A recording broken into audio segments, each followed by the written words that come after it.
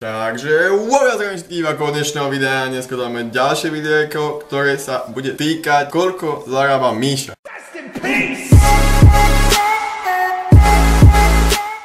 Okrem toho, koľko zarába Míša, si v tomto videu povieme aj, ako som prišiel na zárobok 65 centov za 1000 videní, ktoré ste mohli vidieť vo videu s anotáciou tu. Čiže je to verejne známe, ale aj Google vo svojom videu povedal, že za 1000 prezentí na Československu je okolo 50 centov až do 1 eura. Keď 1000 videní je 50 centov až euro? Keď máme za 1000 videní euro. Dajme tomu euro, nech sa ľahko počíta.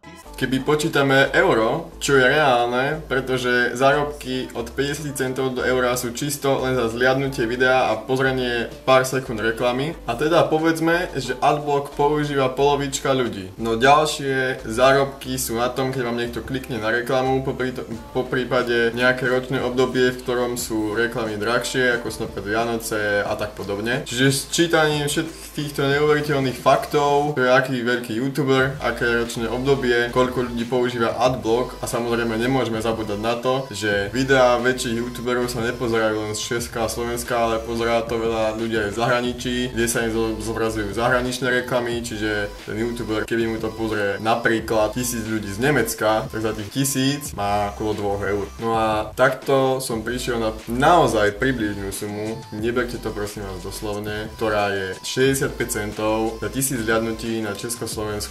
Môžem vám to naozaj potvrdiť aj z mojich YouTube štatistík. No ale teraz vec, prečo sme všetci tu? Náš známy český YouTuber, ktorý už natáča asi 2,5 mesiaca po anglicky, má neuveriteľných 30 miliónov zliadnutí za posledných 30 dní. A keďže už netočí po česky, tak som ho nezaradil do videa, ktoré môžete ešte raz vidieť tu.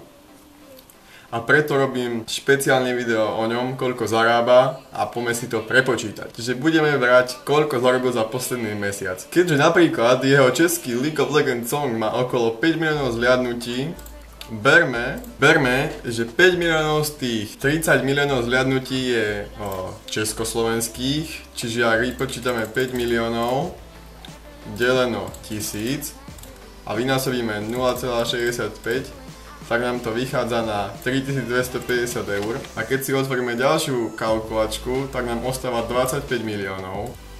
Čo keď vydelíme tisícami, teraz sa mnohí pýtate, ako prídem na toto číslo a je to jednoduché. Československú scénu som odpočítal. V jednom interviu s Míšovým až jedna polovica zahraničného radu divákov je z Ameriky. V Amerike majú za 1000 prezretí od 3 až do 5 dolárov. Čiže ak budeme rátať s tým, že to pozrel napríklad niekto z Maďarska, Poľska a tak ďalej, tak je to približná hodnota, s ktorou počítajú aj v zahraničí, a to je 2 eurá za 1000 prezretí. Čiže ak vynásobíme 25 000 dvomi, ešte raz opakujem, tieto výsledky nie sú presné, pretože sa nedá zistiť, koľko ľudí mu kliklo na reklamy, koľko presne ľudí malo adblock, pretože napríklad na vlogoch používa príklad 40% ľudí adblock a pri gamingových videách používa adblock 90% ľudí, pretože sú to proste hráči. Čiže máme tu zahraničný zárobok za posledný mesiac, ktorý nám vychádza na 50 000 eur.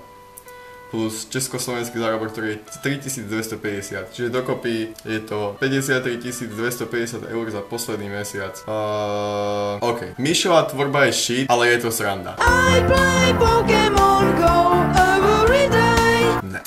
Na tému Míšových šílenosti sa zatiaľ nebudem vyjadrovať. Dneska sme si len povedali, ako som prišiel na tieto určité sumy. Pokiaľ mi neveríte, tak bohužiaľ je to váš problém, ale môžete si to vygoogliť. Alebo sami skúste natočiť nejaké videá, uvidíte sami, koľko to bude mať zárobkov. A možno sa ešte niektorí pýtate, že kde sú War Brothers, ale tých som tiež do minulého videa nezaradil, pretože už tiež dlho natáčajú po česky, aj keď určitá časť z ich publika sú Češi, tak si ich môžeme len tak ako bonus pozrieť.